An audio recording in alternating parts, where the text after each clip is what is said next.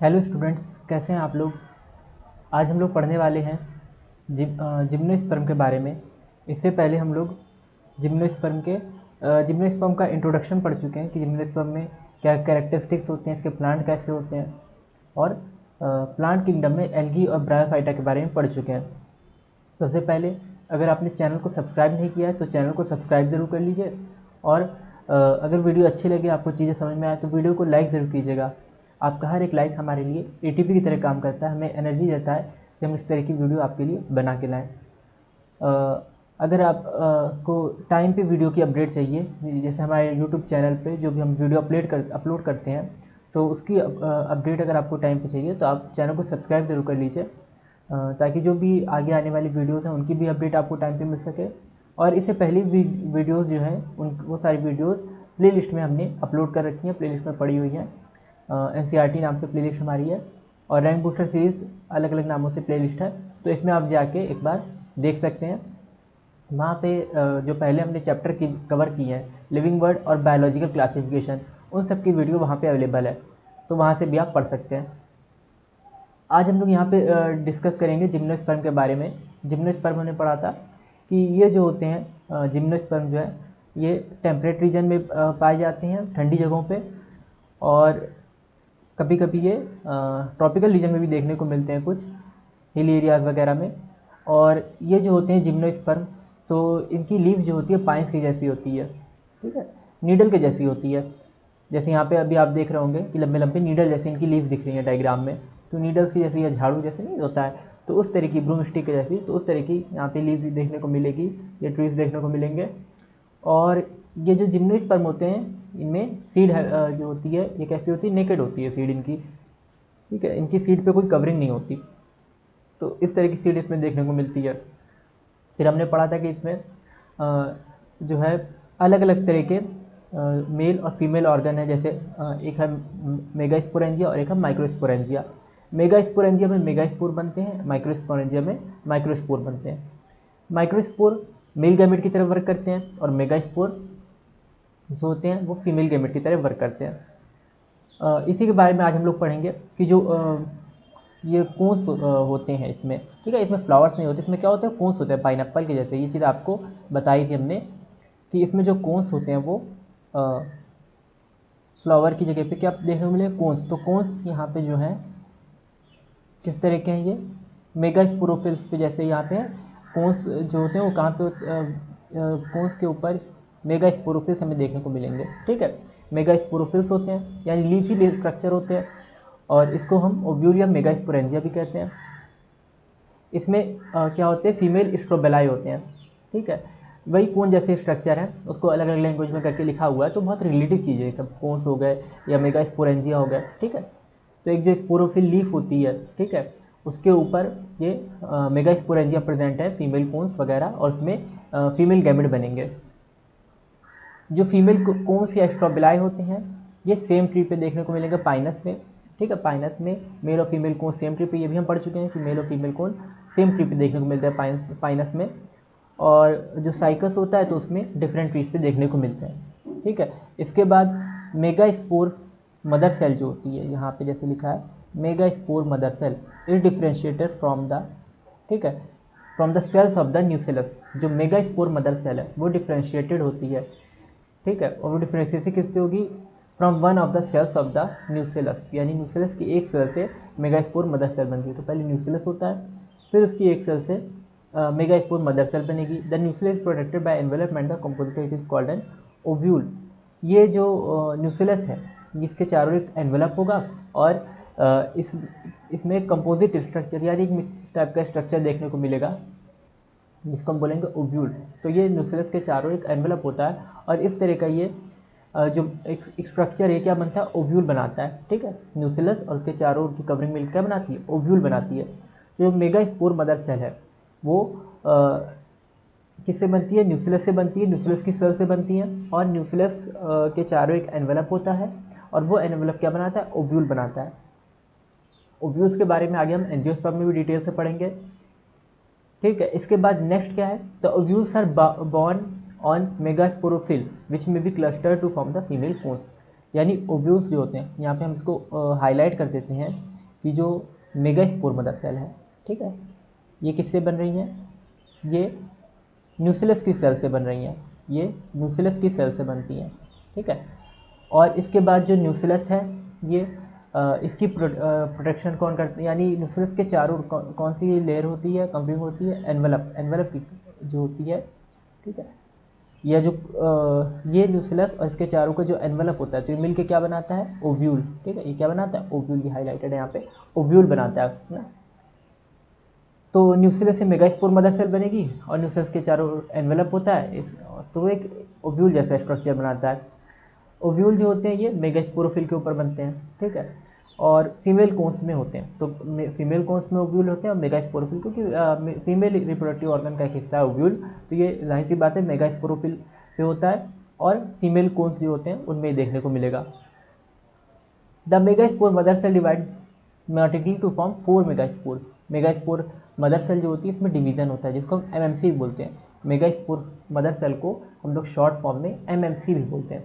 तो इसमें एमएमसी में जो है डिवीज़न होता है, मियोसिस होता है, ठीक है, मियोसिस होगा। और इसके बाद मियोसिस से क्या बनेगी, 4 मेगास्पोर बनेंगे। मियोसिस से 4 मेगास्पोर बनते हैं। तो मियोसिस से क्या बनते हैं, 4 मेगास्पोर। यहाँ पे हम देख रहे हैं मियोसिस से क्या बनेंगे, 4 मेगास्पोर, ठीक है। मेगास्पोर मदर सेल थी जिसको हम एमएमसी कह रहे हैं, उसमें डिवीज़न हुआ, उसमें 4 मेगास्पोर बने। जैसे यहाँ पे इसका डायग्राम बना देते हैं, यहाँ पे इसका डायग्राम बना देते हैं। तो ये जो है, जैसे ये है एक मेगास्पोर मदर सेल है, इसमें डिवीज़न हुआ और इससे फिर छोटी छोटी सी 4, ठीक है, मेगास्पोर से बन गए, 4 मेगास्पोर से बने, ठीक है, एमएमसी से। ये एमएमसी से 4 मेगास्पोर। तो मेगास्पोर जो होती हैं हैप्लॉइड हो जाते हैं क्योंकि मियोसिस से बन रहा है। तो मियोसिस में अगर माइक्रोस्पोर मदर सेल जो है वो 2n होगी, सॉरी मेगास्पोर मदर सेल अगर 2n होगी, तो ये जो बनेंगे ये क्या बनेंगे, n बनेंगे, ये सारे n होंगे। मेगास्पोर जितने भी बनेंगे ये सारे n होंगे। और ये कहाँ बनते हैं, मेगास्पोरेंजियम के अंदर बनते हैं। तो मेगास्पोर जो होते हैं वो मेगास्पोरेंजियम के अंदर बनेंगे, यानी फीमेल सेक्स ऑर्गन जो है, फीमेल रिप्रोडक्टिव ऑर्गन है, तो उसके अंदर वो बनेंगे megaspores. Develop into a multicellular female gametophyte, फिर ये फीमेल गैमेटोफाइट बनाते हैं, ठीक है, मल्टीसेलर फीमेल गैमेटोफाइट बना लेते हैं। क्या बनाते हैं, मल्टीसेलर फीमेल गैमेटोफाइट बनाते हैं, ठीक है।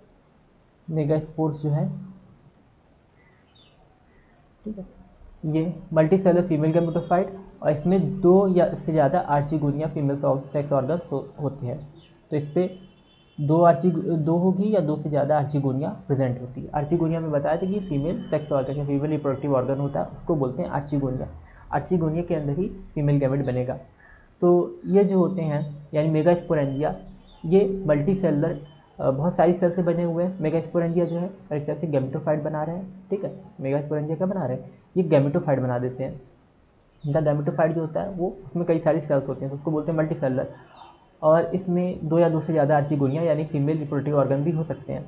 तो इस तरह से हमने देखा यहाँ पे कि कैसे फीमेल सेक्स ऑर्गन से जो है, ठीक है, या फीमेल रिप्रोडक्टिव ऑर्गन से फीमेल गैमेट बन रहे हैं। पहले क्या है, न्यूक्लियस है, फिर उससे मेगास्पोर्स मदर सेल वगैरह बनेगी, ठीक है, मेगास्पोरेंजिया बनेगा, फिर उसमें मेगास्पोर मदर सेल बनेगी, फिर मेगास्पोर मदर सेल से मियोसिस होगा, उसमें फिर हैप्लॉइड मेगा फीमेल गैमेट बनेंगे। तो इस तरह से ये, और फिर वो जो फीमेल गैमेट बने, फिर वो या मेगास्पोरेंजियम जो था उससे जब मेगास्पोर बन गया, अब वो मेगास्पोर क्या होंगे, जो हैप्लॉइड मेगास्पोर, तो वो फीमेल मल्टीसेलर फीमेल गैमेटोफाइट बना देंगे।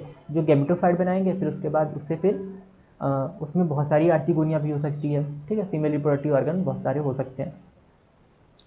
The multicellular female gametophyte is also retained within the megasporangium. अब ये इस मेगास्पोरेंजियम के अंदर बहुत सारे फीमेल गैमेटोफाइट हो सकते हैं, ठीक है। तो इसमें मल्टीसेलर फीमेल गैमेटोफाइट हो सकता है मेगास्पोरेंजियम के अंदर, बहुत सारी सेल्स वाला। इसके बाद unlike bryophyte and pteridophyte, in gymnosperms the male and the female gametophyte do not have an independent free living existence।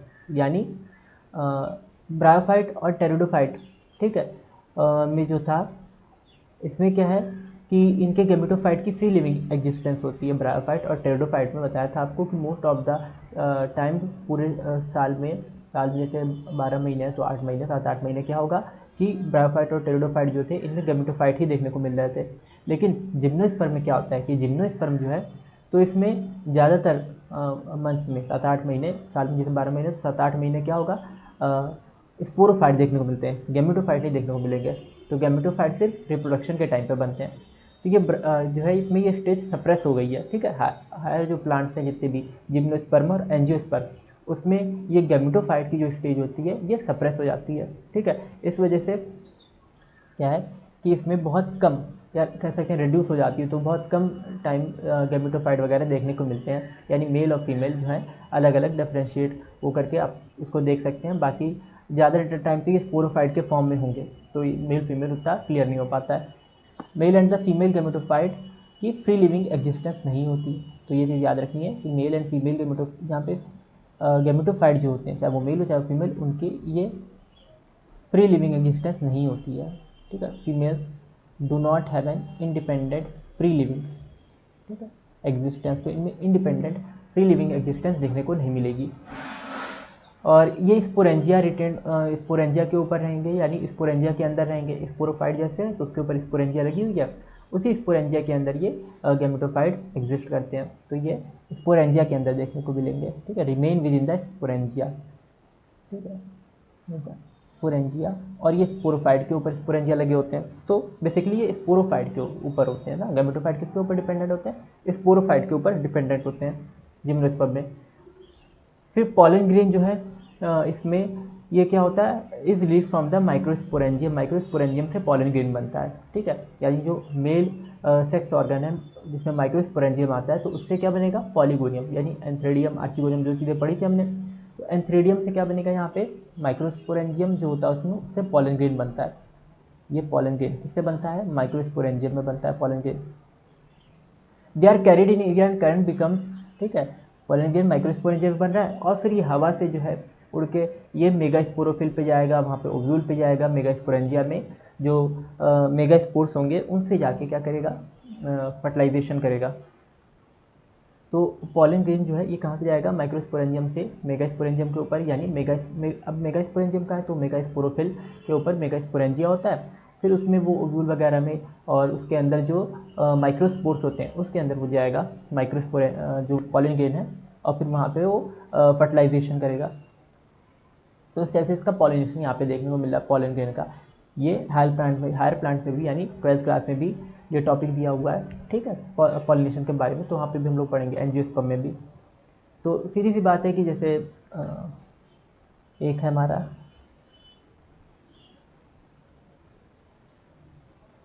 Female, यहाँ पे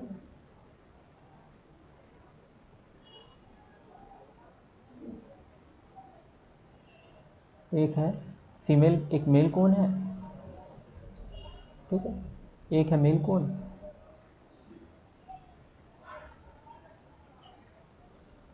और एक है फीमेल कोन।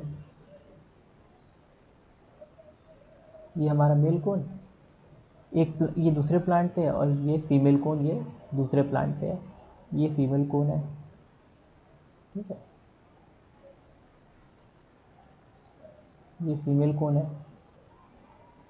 इस तरह से पूरा स्ट्रक्चर, ये फीमेल कोन का स्ट्रक्चर हो गया। तो मेल कोन से फीमेल कोन के ऊपर, मेल कोन से फीमेल कोन के ऊपर पॉलन ग्रेन्स जो है, ठीक है, मेल कोन से फीमेल कोन के ऊपर पॉलन ग्रेन हवा से, एयर से ये उड़ के जाते हैं। और फिर वहाँ पे क्या करते हैं, ये जब पहुँचेंगे तो कांटेक्ट में आएंगे फीमेल कोन के, वहाँ पे मेगास्पोरोफिल वगैरह है, और फिर ये ओव्यूल के अंदर जाएंगे और वहाँ पे मेगास्पोर से क्या कर लेंगे, फर्टिलाइजेशन कर लेंगे। तो वहाँ पे ये फर्टिलाइजेशन कर लेते हैं। तो ये जो है, ठीक है, इस तरह से क्या होता है, पॉलिनेशन होता है। यानी पॉलन ग्रेन का कहाँ से, मेल कोन से, एक प्लांट के मेल कोन से दूसरे प्लांट के मेल कोन फीमेल कोन पे जाना, या उसी प्लांट के फीमेल कोन पे अगर वो बाइसेक्सुअल है तो वैसे बाइसेक्सुअल में भी क्रॉस वाला फर्टिलाइजेशन ज़्यादा देखने को मिलता है। तो पॉलिनेशन इस तरह से होता है कि मेल कोन से कहाँ पे जाते हैं पॉलन ग्रेन्स, फीमेल कोन के ऊपर जाते हैं एयर से या वाटर से, किसी से भी होकर। ज़्यादातर एयर से पॉलिनेशन यहाँ पे देखने को मिलेगा, या इंसेक्ट्स भी कैरी करते हैं। तो यहाँ पे जो हमें फीमेल कोन पे जाएंगे, फिर वहाँ पे फर्टिलाइजेशन करेंगे मेल और फीमेल गैमेट, और फिर वहाँ पे जाइगोट बनेगा, एम्ब्रियो से बनेगा। तो यहाँ पे जो है हमने बताया कि पॉलिनेशन किससे हो रहा है यहाँ पे, ये पॉलिनेशन जो है ये हो रहा है एयर से, ठीक है, एयर से हो रहा है ना, यहाँ पे एयर से हो रहा है। और ये कहाँ पे जा रहे हैं, मेगास्पोरोफिल पे जाते हैं, माइक्रोस्पोरेंजियम एयर के थ्रू कहाँ पे जाएंगे, मेगास्पोरोफिल पे जाएंगे। The pollen tube carries the female gametophyte goes toward archegonia. अब ये जो पॉलन ट्यूब है इसमें क्या बनेगा, पॉलन ग्रेन में पॉलन ट्यूब, यहाँ पे भी पॉलन ट्यूब बन रहा है पॉलन ग्रेन में। और ये क्या करता है, मेल गैमेट्स को आर्चिगोनिया के ओव्यूल्स तक ले जाएगा, वहाँ पे कंटेंट को डिस्चार्ज करेगा, मतलब मेल गैमेट और फीमेल गैमेट को मिलाने का काम करेगा, फर्टिलाइजेशन का काम करेगा। फॉलोइंग फर्टिलाइजेशन यानी मेल गैमेट से फीमेल गैमेट से क्या कर लेगा, फर्टिलाइजेशन कर लेगा यहाँ पे, और क्या बनेगा, जाइगोट बनेगा। फर्टिलाइजेशन के बाद जाइगोट बनता है, फिर उससे एम्ब्रियो बनेगा। जाइगोट बन गया तो एम्ब्रियो, एम्ब्रियो वही चीज़ होती है जो सीड के अंदर होती है, हम सीड बोलते हैं। तो सीड जब शो करेंगे तो उसमें से प्लांट निकलता है। कैसे निकल जाता है, क्योंकि वो सीड के अंदर क्या होता है, एम्ब्रियो होता है। तो जैसे यहाँ पे सीड दिखाई गई है, यहाँ पे सीड ये दिखाई गई है, तो सीड के अंदर क्या है, सीड के अंदर क्या है, एम्ब्रियो है। इस सीड के अंदर क्या है, एम्ब्रियो है। तो ये एम्ब्रियो जो है ये क्या बनाता है, ये फिर बाद में प्लांट बना लेता है। तो एम्ब्रियो जो है वो जाइगोट बनेगा, ठीक है, जाइगोट एम्ब्रियो से बनता है, और ओव्यूल क्या बनाते हैं, सीड बनाते हैं। ये चीज़ ध्यान देनी है, ठीक है। सीड के अंदर एम्ब्रियो है, तो असल में जो सीड है वो क्या है, ओव्यूल है। सीड क्या होता है, सीड होता है ओव्यूल, और जो जाइगोट होता है वो एम्ब्रियो होता है, ठीक है। तो ये चीज़ है, सीड के अंदर वाला हिस्सा वो एम्ब्रियो है, वो जाइगोट से बनेगा, और जो सीड असल में बाहर की कवरिंग जो है वो किससे बनेगी, ओव्यूल से बनेगी। और ये सीड्स होती हैं कवर्ड नहीं होती, मतलब इस पर कोई कवरिंग नहीं होगी ना, हमने कवरिंग तो कही लेकिन प्रॉपर कोई कवरिंग, जैसे बीच में हम लोग देखते हैं मटर पे या चने पे देख लीजिए छिलके वगैरह होते हैं, तो उस तरह से यहाँ पे कोई कवरिंग नहीं होती है, ठीक है। बीज के ऊपर नेकेड सीड होते हैं, जैसे अखरोट है तो अखरोट पे भी, अखरोट में बहुत टाइट कवरिंग होती है एक, ठीक है। ये सब एंजियोस्पर्म की कैटेगरी में आएंगे। जिम्नोस्पर्म में सीड पे किसी भी तरह की कवरिंग नहीं होगी, यानी वहाँ पे अगर किसी को वो सीड दिया जाए तो उसका वो कोई खोल निकाल नहीं पाएगा ना। तो यहाँ पे कवरिंग नहीं होती, जिसको हम लोग खोल बोलते हैं। Seeds are not covered. तो ये चीज़ याद रखनी है, जिम्नोस्पर्म के बारे में यही खासियत है कि इसके ऊपर, सीड के ऊपर कवरिंग नहीं है। जैसे मूंगफली भी अगर हमको खानी है तो क्या करते हैं, मूंगफली का छिलका ऐसे तोड़ते हैं, फिर मूंगफली खाते हैं। लेकिन यहाँ पे क्या है, यहाँ पे सीड्स पे कोई कवरिंग नहीं है, तो हमें कवरिंग को तोड़ने की ज़रूरत ही नहीं पड़ेगी, उसके छिलके को तोड़ने की ज़रूरत ही नहीं पड़ेगी। तो ये चीज़ हमने यहाँ पे जैसे डायग्राम ये दिए हुए हैं साइकस स्पाइनस और गिंगो के, लास्ट वाला डायग्राम जिसमें हमने सीड देखा वो गिंगो का था। तो ये डिफरेंट चीज़ें पढ़ी इसके बारे में हमने, ठीक है, कि किस तरह से जो है जिम्नोस्पर्म के कैरेक्टरिस्टिक्स हैं और उनमें रिप्रोडक्शन कैसे देखने को मिला। एक बार इसका पूरा हम लोग इसको समराइज़ कर लेते हैं कि क्या क्या हमने देखा जिम्नोस्पर्म में। कि जिम्नोस्पर्म जो है नेकेड सीडेड है, यानी इनकी सीड पर कवरिंग नहीं है, और इनकी ओवरी वॉल जो होती है वो इनमें अपसेंट होती है, ओवरी वॉल, तो इस वजह से इनमें सीड पे कोई कवरिंग भी नहीं होती, ठीक है। और जिम्नोस्पर्म में जब फर्टिलाइजेशन होता है तो वहाँ पे सीड नेकेड रहेंगी, जिम इसके जो ट्रीज़ हैं या इसके जो प्लांट्स हैं जिम्नोस्पर्म के वो डिफरेंट साइज़ के होते हैं, ठीक है। टॉल ट्रीज भी हो सकते हैं, ठीक है, और मीडियम साइज़ के भी हो सकते हैं, श्रब भी हो सकते हैं। तो ये बहुत ज़्यादा छोटे नहीं होते हैं लेकिन मीडियम या टॉल साइज़ के होते हैं। तो मिड से लेके टॉल तक इनकी रेंज देखने को मिलेगी ट्रीज़ की या प्लांट्स की। जिम्नोस्पर्म में जो सबसे बड़ा ट्री उसको बोलते हैं हम लोग सिकोया, सबसे बड़ा ट्री है, टॉलेस्ट ट्री है स्पीशीज़, और इसकी रूट्स में बहुत मॉडिफिकेशन देखने को मिलता है। जिम्नोस्पर्म की रूट में जैसे कुछ रूट्स जो होती हैं वो क्या होती हैं, उसमें फंगस का एसोसिएशन होता है, तो उसको बोलते हैं माइकोराइजा। फंगस इसको क्या करता है, न्यूट्रिएंट अवेलेबल कराता है, और क्योंकि सॉइल से क्या चाहिए होता है प्लांट को, न्यूट्रिएंट्स, वाटर चाहिए होते हैं, सॉल्ट चाहिए, वो मिनरल्स चाहिए होते हैं, तो ये सब जो है फंगस अवेलेबल कराता है, ठीक है। तो एक एसोसिएशन देखने को मिलता है माइकोराइजा का फंगस के साथ। और सेम इसी तरह से इनकी रूट्स में जो है कुछ रूट्स जो होती हैं वो कोरोलाइड होती हैं, यानी मूंग के जैसी होती हैं। तो इसका डायग्राम पिछले लेक्चर में हमने दिखाया था आपको कि जो कोरोलाइड रूट्स होती हैं तो उसमें कुछ साइनोबैक्टीरिया वगैरह होते हैं, वो नाइट्रोजन फिक्सेशन करते हैं, ठीक है। यानी सॉइल में नाइट्रोजन को क्या करेंगे, फिक्स करेंगे, उसके अमाउंट को मेंटेन रखेंगे। क्या होता है ना, कभी कभी बहुत ज़्यादा खेती कर दी जाती है तो उस वजह से क्या होता है, जैसे किसी फील्ड पे हर साल खेती की जा रही है तो वहाँ पे उसकी सॉइल में नाइट्रोजन की कमी हो जाती है। अब वो नाइट्रोजन की कमी को कम, क्योंकि प्लांट्स को नाइट्रोजन चाहिए होती है, तो अगर आगे खेती हम लोग करेंगे तो हमें प्लांट्स को नाइट्रोजन देनी पड़ेगी। तो वो नाइट्रोजन कहाँ से आएगी, या तो फर्टिलाइज़र वगैरह डालें, या नहीं तो हम लोग एक ये जिसको कहते हैं ऑर्गेनिक फार्मिंग का तरीका मेथड अपना सकते हैं कि जिम्नोस्पर्म के प्लांट्स लगा सकते हैं या लेग्यूमिनस प्लांट भी लगा सकते हैं। तो वो क्या करते हैं कि उनकी कोरोलॉइड रूट होती है और वो नाइट्रोजन फिक्सेशन करते हैं, यानी उनकी रूट में साइनोबैक्टीरिया, तो अपने आप वो क्या करेंगे, एटमॉस्फेयर की नाइट्रोजन को, एटमॉस्फेयर में तो बहुत सारी नाइट्रोजन है, हवा में बहुत सारी नाइट्रोजन है 71%, तो उसको 78%, तो उसको वह क्या करेंगे कि सॉइल में फिक्स कर देंगे, यानी सॉइल में जो नाइट्रोजन कमी हुई थी मिट्टी में वो कमी को पूरा कर देंगे, तो मिट्टी फिर से कैसे हो जाएगी, फर्टाइल, उपजाऊ हो जाएगी। तो ये काम करते हैं जो कौन है हमारे जिम्नोस्पर्म की कोलोराइड रूट है, ठीक है। इसके अलावा इसकी लीव्स हमने देखी थी कि सिंपल लीव्स भी होती है और कंपाउंड लीव भी होती है। सिंपल लीव जो होती हैं वो कैसी होती हैं, सिंपल लीव जैसे नॉर्मल आपको लीव देखने को मिलती है, ठीक है, आम का पत्ता हो गया, पीपल का पत्ता हो गया, सब सिंपल लीव्स हैं, ठीक है। और कंपाउंड लीव्स क्या होती है, जैसे आप देखते हो कि नीम के पत्ते होते हैं, तो नीम की पत्ती में डंडी तो एक ही होती है लेकिन उसकी पत्तियाँ बहुत सारी होती हैं। तो इस तरह की जो नीम की पत्ती होती है, अगर आप नहीं देखो तो एक बार तोड़ के देखिएगा उस चीज़ को, ठीक है, उसमें डंडी एक होती है लेकिन उसमें पत्तियाँ बहुत सारी लगी होती हैं डंडी पे, तो उसी को बोलते हैं कंपाउंड लीव्स ना। नॉर्मल पत्तियों में तो एक डंडी होती है, उसी पर पत्ती लगी रहती है, जैसे हम लोग बोलते हैं डंडी को बोलते हैं पेटियोल और उस पत्ती को क्या बोलते हैं, लीफ ब्लेड या लेमिना। नेक्स्ट इसके बारे में बात करते हैं हम लोग स्टेम्स की। स्टेम्स जो होती हैं दो तरह की स्टेम्स हैं, ब्रांच्ड और अनब्रांच्ड, ठीक है। अनब्रांच्ड होती हैं साइकस वगैरह में, यानी ब्रांचिंग नहीं होगी, ठीक है, और कुछ में अनब्रांच्ड जो होती हैं ये झाड़ू को जैसी होती है ना स्टेम्स, तो ये अनब्रांच होती है, इसमें ब्रांचिंग नहीं होती है और डायरेक्ट एक स्टेम से ही कई सारे लीफ के पेटियोल वगैरह निकले होंगे, तो ये अनब्रांच स्टेम होती है। ब्रांच स्टेम में क्या होता है, ब्रांच स्टेम में इसमें ब्रांचिंग देखने को मिलेगी स्टेम में, जैसे हम यहाँ पे देख रहे हैं साइकस, ये अनब्रांच है, झाड़ू के जैसे है, ठीक है, इसका स्टेम को समझ ही नहीं आ रहा है, बस खाली बहुत सारी पत्तियाँ निकली हुई हैं। नेक्स्ट हम लोग देखेंगे ब्रांच्ड वाला, ठीक है। ब्रांच्ड में क्या है, ब्रांच अगर देखें कैसा कहाँ गया, हाँ, तो ब्रांच्ड में क्या है, यहाँ पे अलग अलग ब्रांचेज निकली हुई हैं, ठीक है, अलग अलग ब्रांचेज निकली हुई हैं, ठीक है, डिफरेंट ब्रांचेस आपको देखने को मिल रही होंगी, तो ये ब्रांचेस इसमें हैं ब्राउन ब्राउन सी, ठीक है। तो जैसे आम पीपल में भी हम लोग देखते हैं कि एक टहनी से दूसरी टहनी, फिर दूसरी से तीसरी टहनी, इस तरह से बहुत सारी टहनियाँ होती हैं, ब्रांचेस होती हैं, तो इसको कहते हैं ब्रांच्ड स्ट्रक्चर।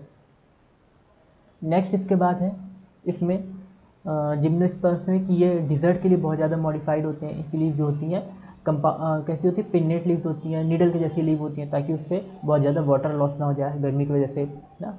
अगर बहुत ज़्यादा फैली होंगी, सरफेस एरिया ज़्यादा होगा तो वाटर लॉस भी ज़्यादा हो सकता है, तो इनका सरफेस एरिया कम होता है जिससे वाटर लॉस कम हो, तो नीडल की जैसी लीव देखने को मिलती है। लीफ के ऊपर एक क्यूटिकल की कवरिंग भी होती है और सनकैन स्टोमेटा होते हैं जो वाटर लॉस से इसको प्रोटेक्ट करते हैं, लीफ को वाटर लॉस से प्रोटेक्ट करते हैं।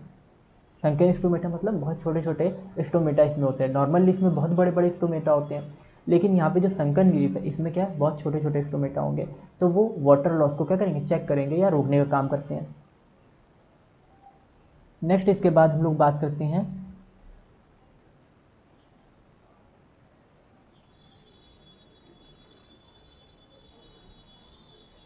इसके जो मेल और फीमेल स्ट्रक्चर थे ना, ठीक है, तो इस प्लांट में जैसे मेल और फीमेल, यहाँ पे आपको कोन भी छोटा सा देखने को मिल रहा होगा बहुत, ठीक है, हालांकि पिछली वीडियो में इसका डायग्राम मैंने लगाया था, तो यहाँ पे उसमें आपको क्लियर हो जाएगा, काफ़ी बड़ा कोन देखने को मिलेगा।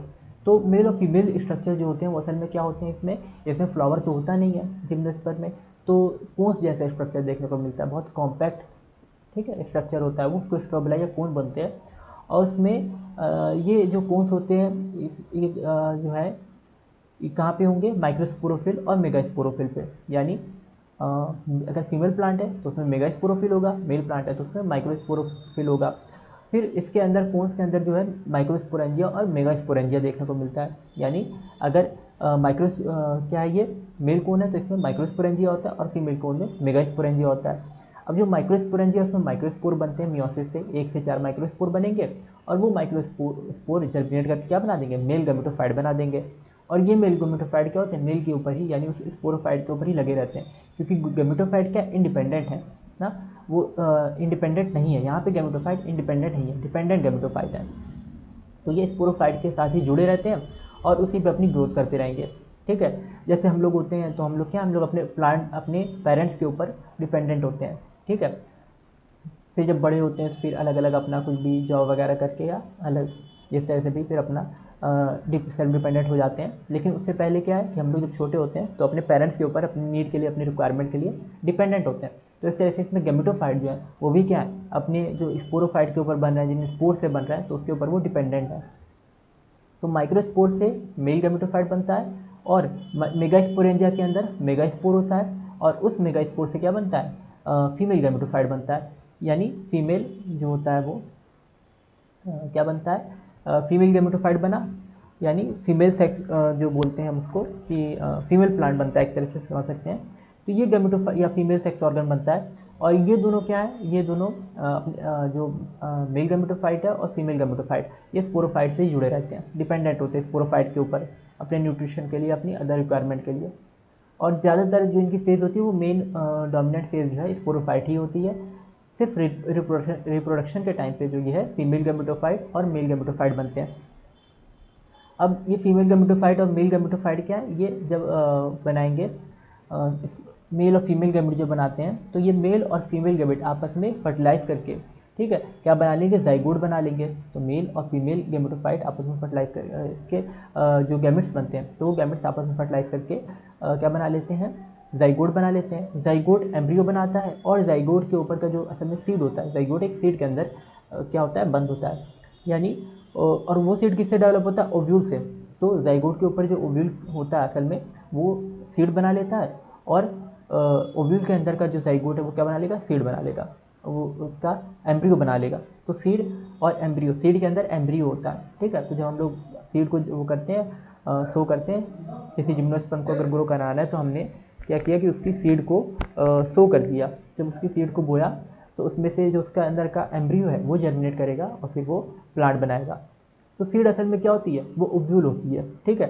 सीड जो होती है वो ओव्यूल होती है, और सीड के अंदर का जो जाइगोट है वो एम्ब्रियो होता है। ये चीज़ ध्यान रखनी है, नीट में आ सकते हैं, इंपॉर्टेंट है ये चीज़ें कि सीड जो होती है वो क्या होती है। 4 ऑप्शन दिया रहेगा, ओव्यूल होती है या ओवम होती है या जाइगोट होती है, क्या होती है, तो उसमें टिक लगाना रहेगा। तो सीड असल में ओव्यूल होती है।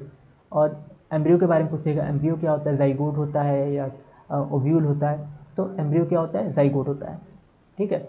इस चीज़ में कंफ्यूज नहीं होना है। नेक्स्ट हम लोग, और इसके जो मेल सेक्स ऑर्गन था उसको हम लोग क्या बोल रहे थे, एंथ्रिडिया, और जो फीमेल सेक्स ऑर्गन था उसको क्या बोल रहे थे, आर्चिगोनिया। तो इस तरह से आज हमने जिम्नोस्पर्म कंप्लीट किया। इसके बाद जो है छोटा सा टॉपिक है एंजियोस्पर्म है, ये भी आज हम लोग कवर कर लेते हैं। एंजियोस्पर्म भी आज कवर कर लेते हैं। तो एंजियोस्पर्म क्या है ना, एंजियोस्पर्म ये सबसे मॉडर्न प्लांट है, सबसे ठीक है, हाईली ये जो है इवॉल्व प्लांट है, ठीक है। तो एंजियोस्पर्म जो होते हैं, एंजियोस्पर्म मतलब ये फ्लावरिंग प्लांट कहे जाते हैं, ठीक है। तो ये फ्लावरिंग प्लांट्स होते हैं, यानी इसमें हमें फ्लावर देखने को मिलेगा, जैसे अभी हम देख रहे हैं, पहले हमको फ्लावर देखने को मिल गया इसमें, ठीक है। तो इसमें जनरली फ्लावर लगे होते हैं। 2 तरह के होते हैं, डाइकोट और मोनोकोट, यानी कुछ घास जैसे होते हैं और कुछ जैसे यहाँ पे घास वाले जैसे देखने को मिल रहा है, और कुछ ऐसे फ्लावर वाले जैसे सनफ्लावर, या यहाँ पे जो दिया हुआ स्ट्रक्चर डाइकोट का, ठीक है। प्लांट का नाम तो नहीं लिखा है ये यहाँ पे। तो ये 2 तरह के प्लांट यहाँ पे देखने को मिल रहे हैं, ठीक है, कनेर वगैरह जैसे हो गए ना। तो इस तरह के प्लांट जो ये एंजियोस्पर्म की कैटेगरी में आते हैं। अब यहाँ पे है क्या, देख लेते हैं एक बार इसको। यूकेलिप्टस हो गया ना, वुल्फिया, स्मॉलेस्ट फ्लावर वुल्फिया है, तो ये सब यहाँ पे एग्जाम्पल भी दिए हुए हैं। अच्छा, अभी हम लोग बात करते हैं यहाँ पे एंजियोस्पर्म की। तो एंजियोस्पर्म जो होते हैं असल में ये, इनमें ओव्यूल्स नेकेड होते हैं।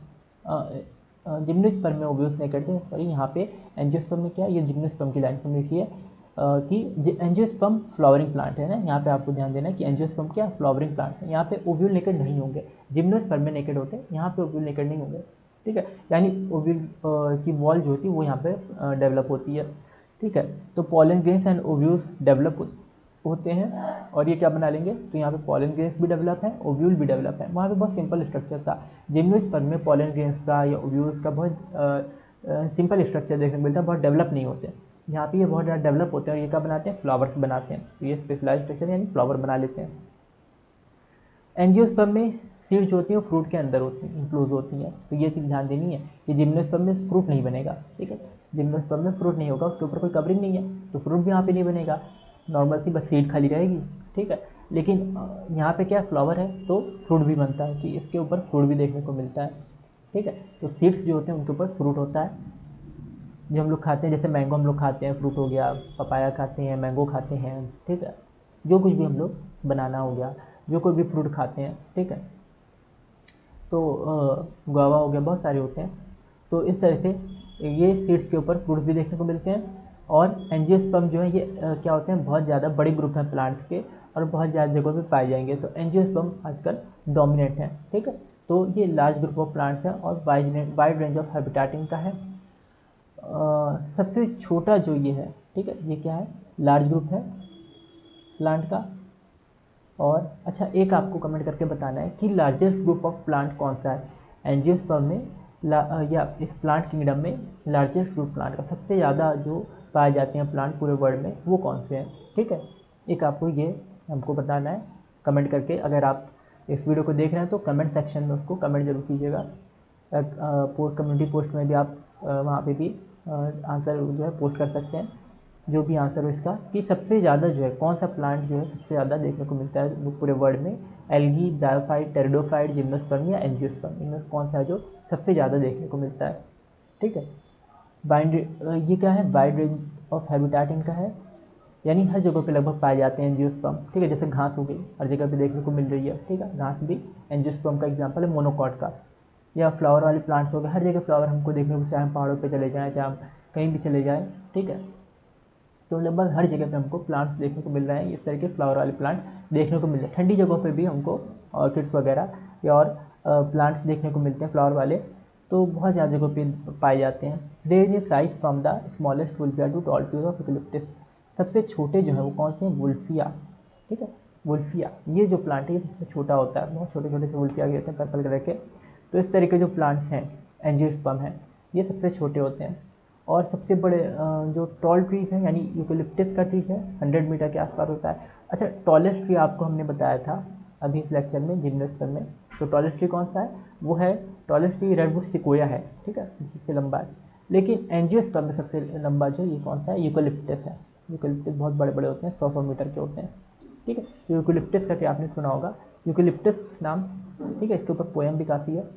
तो यूकेलिप्टस ट्री जो है ये 100 मीटर से भी ज़्यादा का होता है, इतना लंबा है ये।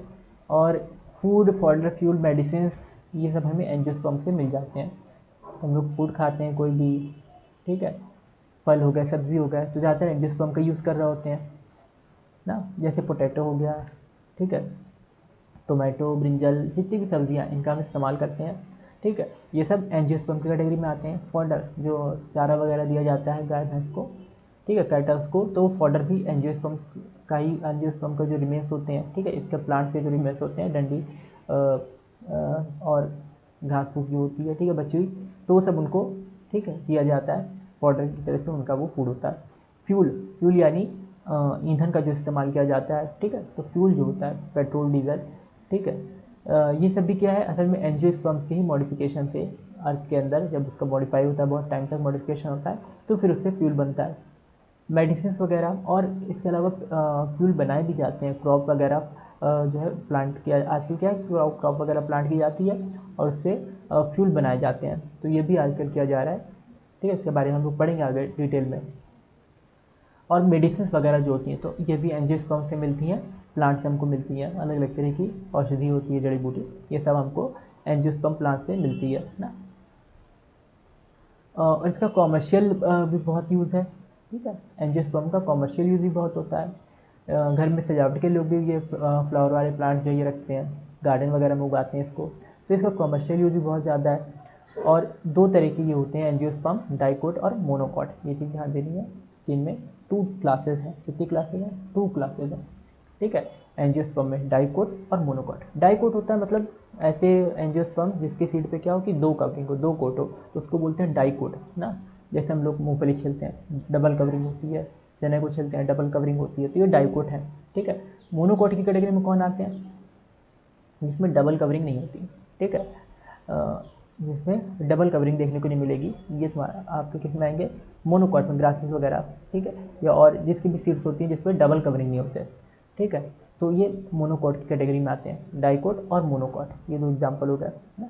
मोनोकॉट में बैम्बू वगैरह भी आते हैं ना, इनकी लीफ पे पैरेलल वेनेशन होती है, तो वेनेशन से भी हम लोग समझ सकते हैं, डाइकोट की लीफ पे आपको ब्रांच वेनेशन देखने को मिलेगी ना। लीफ में अंतर से आप आसानी से पता लगा सकते हैं कि डाइकोट है या मोनोकॉट है। जैसे हम अगर डाइकोट की लीफ की बात करें तो डाइकोट की लीफ जो होती है इस तरह की होती है, ठीक है। ऐसे ब्रांचिंग देखने को मिलती है लीफ के अंदर, इस तरह से नेटवर्क एक होता है पूरा लाइंस का, ठीक है।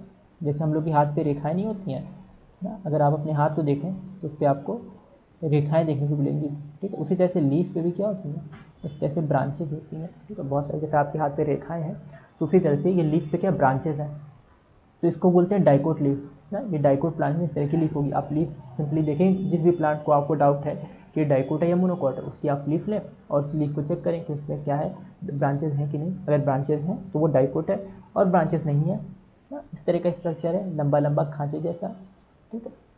लंबा लंबा खांचे जैसा लीफ के ऊपर स्ट्रक्चर है, तो ये क्या है, ये मोनोकोट है ना। लंबा लंबा खांचे जैसा स्ट्रक्चर होता है, ठीक है। थोड़ा सा अजीब सा बन गया है, अच्छे से ड्रॉ नहीं हो पाता है, ठीक है। तो यहाँ पे क्या है कि ये लंबे लंबा खांचे का जैसा स्ट्रक्चर, जैसे यहाँ पे आप लोग देख रहे हैं, ठीक है। ये वाला डायग्राम लंबी लंबी सी लीफ है, उस पर खांचे जैसा स्ट्रक्चर है, तो ये क्या है, मोनोकोट है, ठीक है। और ये वाला क्या है, डाइकोट है। इधर फ्लावर भी देखने को मिल रहा है, ठीक है। ये डाइकोट, इसके लीफ पे क्या है कि ब्रांचिंग स्ट्रक्चर है ना। तो ये डाइकोट है पहला वाला प्लांट, और दूसरा वाला प्लांट क्या है, मोनोकोट है, ठीक है ना। इसमें फ्लावर्स वगैरह भी हैं, और ये ग्रास टाइप जैसा देखने को मिल रहा है बड़ी बड़ी। तो ये डाइकोट और मोनोकोट होते हैं। तो आज हमने एंजियोस्पर्म के बारे में पढ़ लिया, बहुत छोटा सा टॉपिक था, ज़्यादा बड़ा नहीं था, तो इसको आज ही कंप्लीट करा दिया। नेक्स्ट ये 12th क्लास में पूरा डिटेल से ये एंजियोस्पर्म के बारे में सब कुछ रहेगा कंटेंट। अभी हम लोग देखते हैं कि एंजियोस्पर्म जो है, इनके बारे में हमने पढ़ा कि इसमें फ्लावरिंग प्लांट ये होते हैं, इनमें फ्लावर होते हैं, और इनके पॉलन ग्रेन्स और ओव्यूल वेल डेवलप्ड होते हैं, और क्या बनाते हैं, फ्लावर बना लेते हैं ये। यानी इसमें फ्लावर्स देखने को मिलेंगे, मेल और फीमेल फ्लावर्स, ठीक है, या बाइसेक्सुअल फ्लावर भी होते हैं। और एंजियोस्पर्म्स में जो सीड्स हैं, ये फ्रूट के अंदर सीड इंक्लोज होती हैं। एंजियोस्पर्म्स में वाइड रेंज ऑफ हैबिटाट में ये बहुत सारी जगहों पे देखने को मिलेंगे, ठीक है। तो वाइड रेंज ऑफ हैबिटाट होती है, और ये इनमें सबसे छोटे जो होते हैं वो क्या होते हैं, वुल्फिया होते हैं, ठीक है। ये वुल्फिया फ्लावर्स जो सबसे छोटे होते हैं। और यूकेलिप्टिस, ये इनकी हाइट जो है, ये टॉलरेंस जो है 100 मीटर से भी ज़्यादा होती है। और ये फूड, फॉडर, फ्यूल, मेडिसिन, इन सब जगहों पे इनका यूज़ होता है एंजियोस्पर्म का, ठीक है। तो फूड के फॉर्म में यूज़ होता है इसको, और चारे की तरह से, फॉडर की तरह से भी यूज़ किया जाता है, फ्यूल ईंधन की तरह से भी यूज़ किया जाता है, मेडिसिन यानी दवाओं में भी इसका इस्तेमाल है। दो क्लासेस हैं एंजियोस्पर्म की, डाइकोट और मोनोकोट, ठीक है। फिर हमने डाइकोट के बारे में देखा कि डाइकोट की लीफ में क्या होती है, ब्रांचिंग होती है, और मोनोकोट की लीफ में पैरेलल वेनेशंस होती हैं। डाइकोट जो होती है इसकी सीट डबल कवरिंग, और मोनोकोट की सीट पे सिंगल कवरिंग होती है। तो इस तरह से आज हमने प्लांट किंगडम पूरा खत्म कर लिया, इसके बारे में हमने डिटेल से पढ़ लिया सब चीज़ें। नेक्स्ट अब हम लोग अगला चैप्टर स्टार्ट करेंगे प्लांट किंगडम अपने आगे आने वाली वीडियोज़ में। और अगर आपको ये लेक्चर अच्छा लगा हो तो लेक्चर को लाइक ज़रूर कीजिएगा, और चैनल को सब्सक्राइब भी ज़रूर कर लीजिए, ताकि आपको आगे आने वाली वीडियोज़ की अपडेट टाइम पे मिल सकें। अब हमने ये चैप्टर जैसे कंप्लीट कर लिया है, तो हम अपनी इसके बाद वीडियो बनाएंगे इसके प्रीवियस ईयर क्वेश्चंस के ऊपर, ठीक है। तो वो भी आप ज़रूर अटेंड कीजिएगा, उस वीडियो को अच्छे से समझिएगा। इसकी प्रैक्टिस हम कराएंगे प्रीवियस ईयर क्वेश्चंस की। आप एक बार प्लेलिस्ट में सारी वीडियोस पढ़िए प्लांट किंगडम की, इसको भी गो थ्रू कर लीजिएगा, दोबारा से एक बार रिवीजन कर लीजिएगा, ताकि आप PYQ जो प्रीवियस ईयर क्वेश्चंस की प्रैक्टिस जो होती है, तो उसको अच्छे से अटेम्प्ट कर पाएँ एक एक क्वेश्चन। और अगर आपने इससे पहले के प्रीवियस ईयर क्वेश्चंस जो हैं, जैसे कि बायोलॉजिकल क्लासिफिकेशन या लिविंग वर्ड के, जो अगर आपने नहीं देखे हैं, तो वो भी हमारे यूट्यूब चैनल पे प्लेलिस्ट में पड़े हुए हैं, वो भी आप जाके एक बार गो थ्रू कर सकते हैं PYQ, उनकी भी प्रैक्टिस कर सकते हैं। और वीडियो को लाइक ज़रूर कीजिए, और ज़्यादा से ज़्यादा लोगों को शेयर कीजिए, और चैनल को सब्सक्राइब करना ना भूलिएगा। Thank you for watching. मिलते हैं अगली वीडियो में।